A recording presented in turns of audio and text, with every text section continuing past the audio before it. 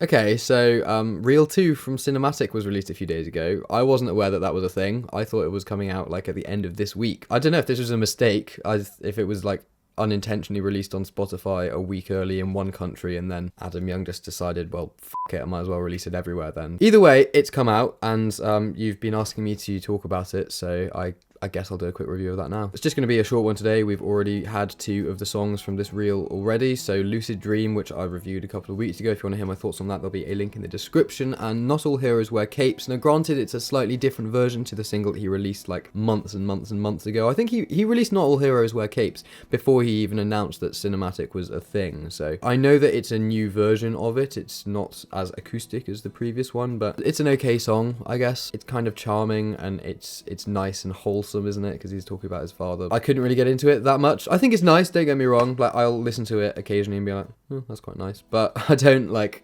properly get into it at all. It's okay. It's okay. And I think I prefer the album version to the acoustic version. But really, the thing that I need to talk about today is Montana, isn't it? Because that's the actual, like, new song that I said was one of the ones I was anticipating the most. And everyone else, I think, was of a similar mindset. It was certainly a song that lots of people seem to be very excited for, and now it's out and I've listened to it a lot. And if I had to describe the song using only one word, that would probably be underwhelming. Everyone's probably going to hate me after this review, but whatever, it's just my opinion. Like, remember that, like, just because I think something doesn't mean you have to, or doesn't mean what you think about something is wrong either, you know. It's just, for me, Montana is the track that in the previews sounded huge and amazing, and then when it actually came out, it was like they had packed the good bit of the song was in the preview. That kind of 30-second clip of it was all you really needed to hear, and the rest of it was kind of just like meh. It's like, have you ever seen a film trailer and after watching the trailer you kind of think, well, what's the point of me going to see the film? They've literally just told us the entire story in that trailer. It was a bit like that with the previews, I kind of realised in hindsight, because the chorus of it is brilliant. Don't get me wrong, I love it, even with my reservations on the other sections. When that chorus starts, I'm like, oh, okay, this is really, really good. It's a great melody, it's really huge and adventurous, the lyrics are cool, and, you know, it'll probably be on a tourist advert for Montana in, like, a year. But, like, the verses, I can just remember, as soon as it started, I was like, oh, this is a really dull way of structuring the verses, with just, like, the orchestral hits going on, and, like, I mean, I get it, and I'm not saying that it's definitely bad, it's just, I wanted a lot more from it. The vocal production in the verses is really, really good, and I think especially there are a few moments where he multi-tracks vocals a lot, and there are harmonies and stuff, and it's just for like shouts, and but it sounds really, really good. Like, it's a very well produced song. Oh, also a little sort of music production Easter egg for you. Not that I can actually be certain about this, because of the type of sound I'm talking about, it's very difficult to be 100% sure.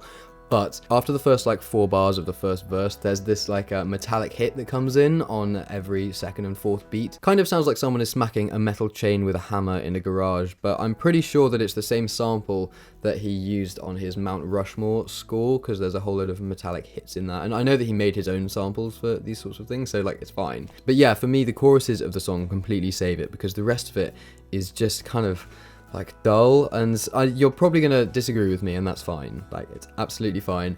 I'm just saying that when I was listening to it, it just underwhelmed me, because I had these high expectations of it after hearing the chorus in the previews, and then I kind of just realised that, so that was the best bit of the song, and the rest of it is just sort of filler material until you get to that point, but it really shouldn't be like that. In a song that's like as grandiose as Montana, then each section should have a lot more going on. I kind of felt like it just didn't really go anywhere, you know. Like, that's the thing, after the first verse and chorus, I was like, how is this going to be developed? And it just wasn't. And again, like, where does the structures go with some of these newer songs? It's just such a sort of dull layout. I mean, think about songs like On the Wing and Cave In and Early Birdie, these things that kind of didn't have like necessarily a concrete, this is this section, this is this section, and this is this section, and they're kind of all over the place. And don't get me wrong, I'm not saying that, you know, oh, why can't he make music like that again? There was just no development in it whatsoever. I mean, the only thing that comes close to a bridge was when there's a string and brass take over the melody that he was singing in the chorus, which is a wonderful moment, and it sounds very, very good. But then, like, after that, it just goes back to exactly the same sort of